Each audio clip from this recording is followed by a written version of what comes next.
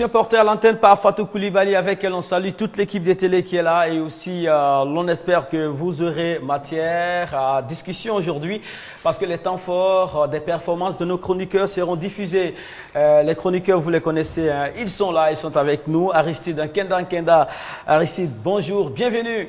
Bonjour Mohamed. Ah, très bien habillé comme tous les lundis et tous les mardis, Aristide. Merci beaucoup. Que dire alors de toi, Mohamed? Tu portes les couleurs du soleil, tu es aux couleurs du Brésil et ça te va très très bien. Ah, sinon l'Afrique aussi est à soutenir là-bas sur cette compétition-là. L'Afrique est encore présente. Nous sommes tous derrière les deux équipes qui nous représentent valablement parce que c'est la première fois que deux équipes africaines passent le premier tour. Et ce soir, cet après-midi, nous avons Nigeria face à la France et je crois que toute l'Afrique est debout derrière ces dignes enfants qui vont valablement défendre, pas les couleurs du Nigeria, mais les couleurs de l'Afrique. Voilà, un continent, deux nations en compétition. Ce soir, on sera tous derrière le Nigeria et l'Algérie. Ce n'est pas M. Seydina qui nous dira le contraire. Seydina, bonjour. Bonjour Mohamed. Ça va bien? Ça va très bien. Alors, vous trouvez que non seulement on exploite les ressources de l'Afrique, mais aussi l'Afrique fournit la matière aux autres équipes. Ouais, hein, le capital humain aussi. Ouais. Parce que la majorité quand même des équipes qui ne sont pas des équipes africaines, dans la majorité de ces équipes-là évoluent des Africains et qui font des merveilles, qui rendent heureux ces peuples-là. Voilà, on a vu le but même qui a été marqué par un Africain lors de Belgique, quelle équipe là, et toute la Belgique était très contente grâce à l'exploit d'un Africain. Je pense que jusqu'à peu du contraire, on ne peut pas dire que l'Afrique n'apporte rien au monde. D'accord, voilà. On apporte quelque chose au monde. On apporte beaucoup de choses parce que vous, quand vous voyez le mondial même est animé par les Africains. Voilà. Et il n'y a pas de blancs dans les équipes non, voilà, dans nos équipes ici, il n'y a pas de blancs. C'est un raisonnement. Mais chez eux, nous sommes toujours présents et nous faisons des merveilles.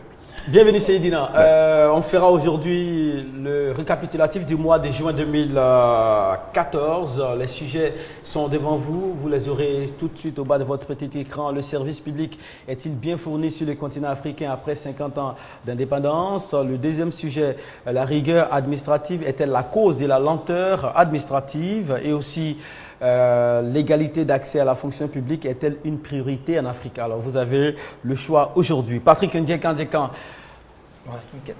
Oui, mais ça fait Ndjekan. J'ai failli entendre Nkenda. Non. Patrick Ndjekan aussi. C'est ça, c'est exactement. Ça va bien, en forme? Oui, bonjour Mohamed, bonjour aux téléspectateurs. Alors, si la toile, ça se passe bien déjà, oui. Les internautes sont prêts? Ils sont prêts, ils ont déjà posté leur réaction. J'aurai le plaisir bien sûr de le lire dans la deuxième partie, bien évidemment, de cette émission. Voilà, on va commencer par l'actualité. La période de Ramadan est là, vous le savez, il s'agit du 9e mois du calendrier musulman. Et durant cette période, les musulmans ayant l'âge requis ne doivent pas manger, ni boire, ni fumer, encore moins entretenir des relations sexuelles de l'aube au coucher du soleil. On aura l'occasion d'en parler tout de suite et le docteur va nous permettre de comprendre certaines notions autour d'hygiène. Les brèves, c'est tout de suite et maintenant.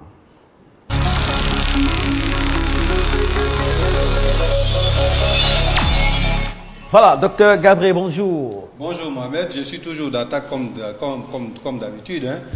Bonjour Mohamed, bonjour, je suis toujours d'attaque comme d'habitude parce que je vis en parfaite symbiose avec la nature.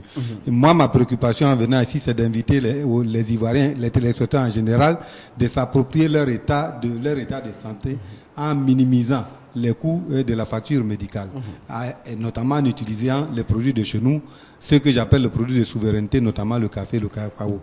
Pour le moment, on parle toujours du café, après on parlera du cacao. Mais aujourd'hui, nous allons faire une lucarne sur, comme vous l'avez dit, le carême, comme on dit généralement. Alors, il s'agit là, selon les documents du 9e mois du calendrier musulman, il ne faut pas boire, manger, fumer, entretenir des relations sexuelles de l'aube jusqu'au coucher du soleil. Ça va forcément impacter sur la santé. Mais bien avant de parler de l'impact, vous voulez faire le distinguo ou encore rendre clair certaines notions. On parle des jeûnes et des carèmes. Bien sûr. Alors, les deux thèmes sont utilisés, comme dirait l'autre, concomitamment. Mais en réalité, quand le musulman jeûne, pour avoir des bénéfices au plan, disons, spirituel, c'est un jeûne, ça s'appelle un jeûne, ça dure 30 jours. Privation d'alimentation et de tout autre plaisir, du lever au coucher du soleil. Alors généralement, on entend le mot carême, c'est bien de toutes les façons, l'objectif des deux, disons, démarches est la même. Sauf que le carême vient de l'expression, de l'expression quadragesima dies, c'est en latin, ça veut dire le 40e jour avant la Pâque. Donc en réalité, c'est cette démarche-là, disons, de Jésus qui a fait 40 jours au désert, que le chrétien reprend à partir du mercredi des cendres. Ça dure 40 jours avant d'avoir son point de chute le jour de la fête de Pâques. Donc c'est cette période de 40 jours, c'est le fait que le jeûne lui-même dure 40 jours qu'on dit carême. Parce que 40, ça vient du mot, disons, latin ancien, charisma, et qui a donné le latin, disons, classique, quadragesima dies, le 40e jour avant, disons, de Suivant sortir. cette logique, on doit dire, dans ce contexte précis, les jeûnes. Alors, dans le contexte précis du musulman, le musulman, il fait le jeûne. Parce que la privation dure 30 jours et ne dure pas 40 jours. C'est en fait les 40 qui justifient le mot carême. D'accord, très bien. Alors ici, dans Kenda, une période de purification, une période de concentration mentale. Quel regard portez-vous sur le jeûne?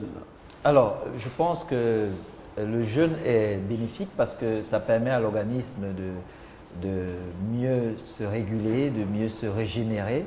Et ça permet aussi ça permet à l'organisme de s'élever facilement. Parce que quand vous privez, l'organisme est beaucoup plus léger et sur le plan spirituel, sur le plan mental, vous avez une très grande élévation. C'est ça aussi le but du jeûne. C'est une valeur spirituelle, mais c'est aussi une valeur mentale et fonctionnelle. Et il y a un croisement cette année entre le jeûne et la Coupe du Monde. Et le dernier croisement remonte en 1982 en Espagne. Ça aura des incidences sur On la a peur performance que de l'incident de 82 se reproduise. Vous vous souvenez qu'en 82, il y avait une équipe, je crois que c'est l'Arabie Saoudite qui était en Coupe du Monde. Et ils jouaient un après-midi aux environs de 16 h. Et ils ont donc dû, l'équipe d'Arabie Saoudite, si ma mémoire est bonne, je ne veux pas raconter des bêtises, l'équipe d'Arabie Saoudite a dû arrêter le match pour aller prier. Ça avait créé un incident. Je ne sais pas si c'est l'équipe d'Arabie Saoudite ou une autre équipe, mais je crois que c'est une équipe...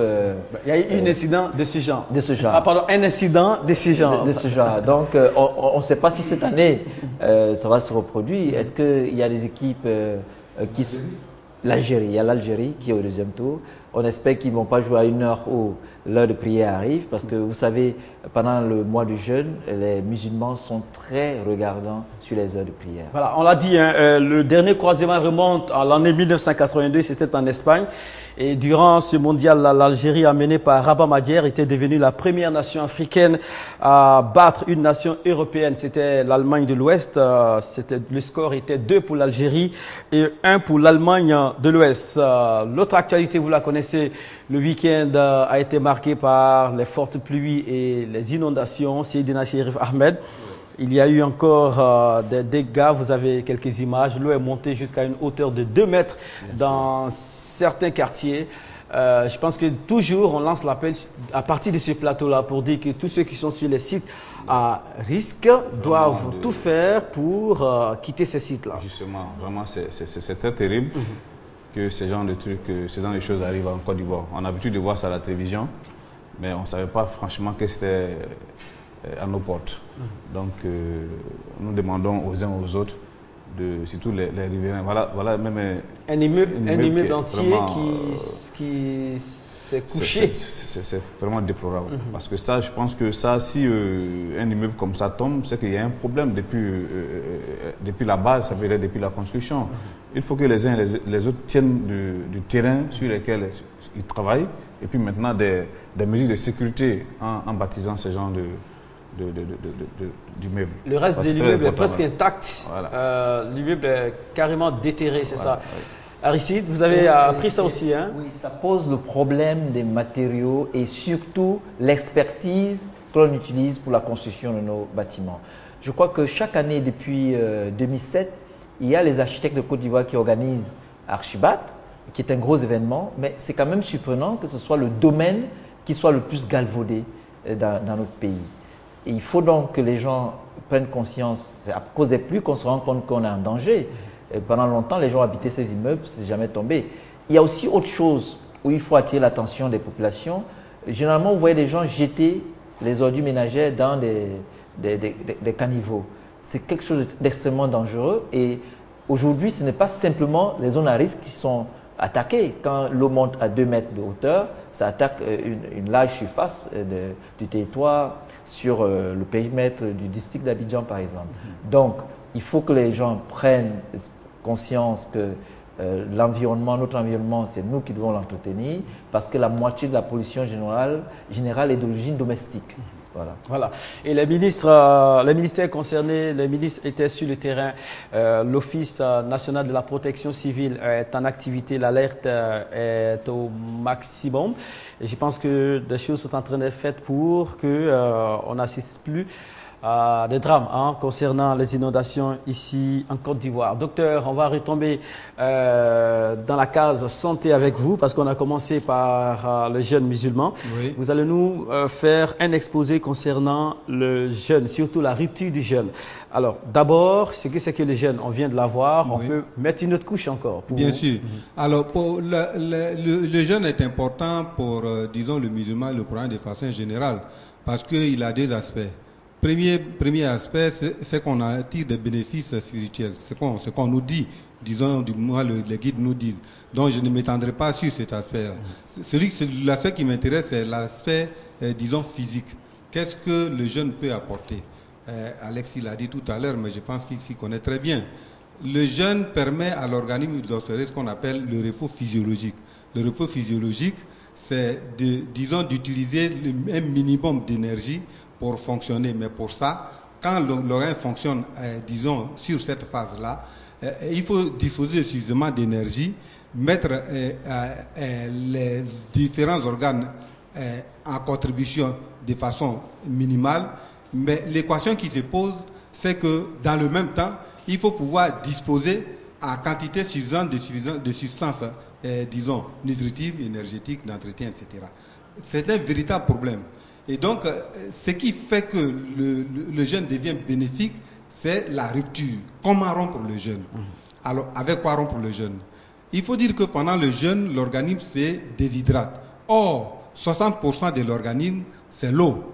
Donc, la première des choses qu'on doit faire à la fin de la journée, c'est la réhydratation. La réhydratation, mais il faut faire vraiment, disons, c'est difficile à faire. Quand on veut boire le soir, pour parler simplement, on va aller chercher de l'eau glacée. Non, il ne faut pas chercher de l'eau glacée. Il faut aller chercher plutôt de l'eau tiède. Il faut prendre de l'eau dont la température est le plus proche de la température de l'organisme, c'est-à-dire 37 degrés. Pourquoi? Parce que toute la journée, l'organisme aura fonctionné avec un minimum d'énergie. Et dans la plupart des cas, va aller puiser la réserve énergétique qui est stockée dans ce qu'on appelle les mitochondries. Le soir venu, il n'y a plus de réserve énergétique et l'organe fonctionne avec un minimum d'énergie. Donc, si on prend de l'eau, cette eau-là, l'organe va chercher à remonter la température de cette eau à 37 degrés.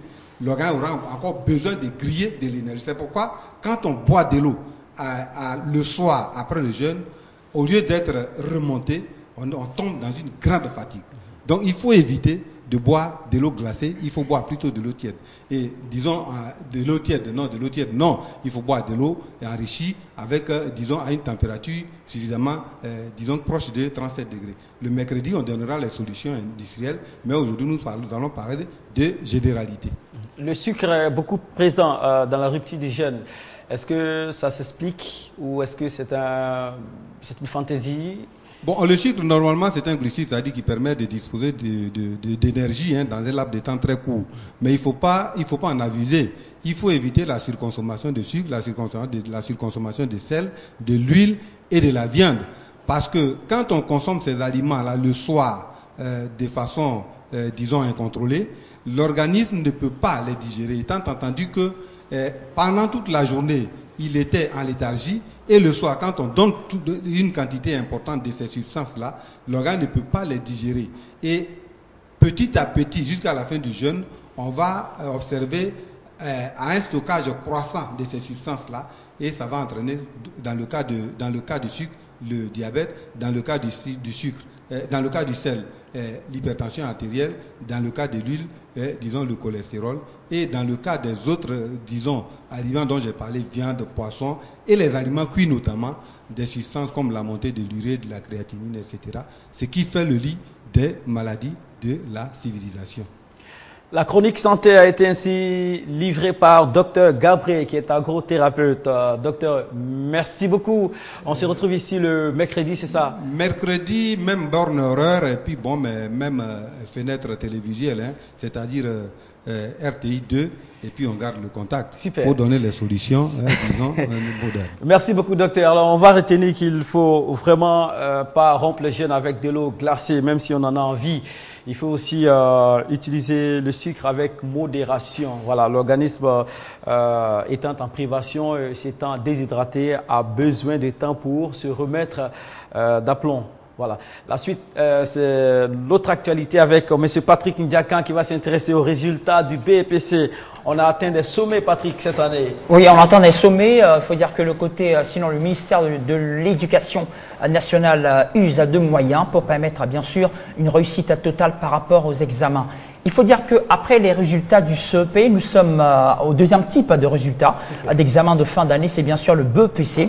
Les résultats du brevet d'études du premier cycle proclamés officiellement par Madame Dosso Nigama Mariam, qui est la directrice des examens et concours, c'est-à-dire la DECO, au ministère de l'Éducation nationale et de l'enseignement technique, s'élève à un chiffre de 57,43%. C'est énorme, satisfaisant, puisque je rappelle qu'à quelques semaines de cela, on parlait des résultats du CEP qui s'élevait à plus de 80%. Voici encore la BEPC qui s'élève à 57,43%. Une chose sera importante à préciser, Mohamed, il s'agit depuis 81, c'est-à-dire depuis 33 ans, que pour la première fois, les résultats du BEPC ont franchi le cap des 50%, ce qui montre une certaine évolution et aussi une progression de nos jeunes enfants, nos jeunes frères, petits frères qui passent les examens au collège. Je veux dire. L'année dernière, on était à 40,17%. C'est exact. Et en 2012, nous étions à 17,14%. En 2011, nous étions à 16,88%. Vous constatez un peu cette grosse évolution, cette grande amélioration qu'il est intéressant de constater, bien sûr. On va crescendo, vraiment. Félicitations, bravo à tous ceux qui ont eu ces examens et aussi les autres. On pourra dire quoi? L'année prochaine sera la bonne. C'est en commettant des erreurs qu'on apprend à ne plus en commettre. Hein? Ne soyez pas découragés. Lâchez-vous et l'année prochaine sera la bonne année. Doit-on passer la parole à Seydina après cette nouvelle-là? J'ai bien peur. Aristide?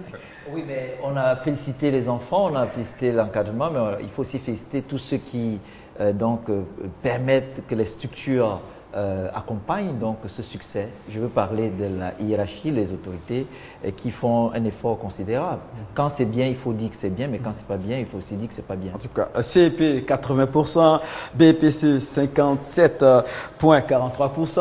On va crescendo. Doit-on passer la parole à Oui, on doit lui passer la parole parce que nous sommes des démocrates.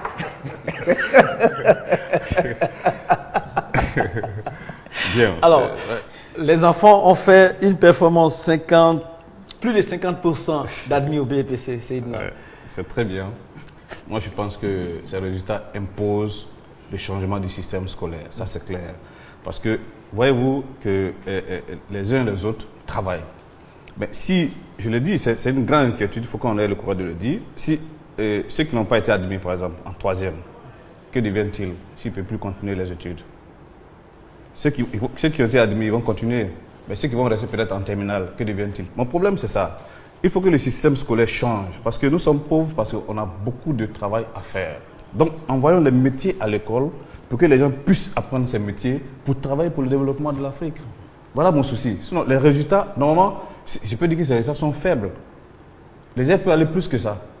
Mais c'est parce qu'il y a un problème de débouché. Quand il y a un problème de débouché, ça devient très compliqué. En Europe, excusez-moi, je n'aime pas prendre les exemples là-bas, mais il y a une réalité. En Europe, ils ont même deuxième tour. Ils ont un premier tour et un deuxième tour pour permettre aux gens de pouvoir passer parce qu'ils ont la possibilité, ils ont le truc de les caser.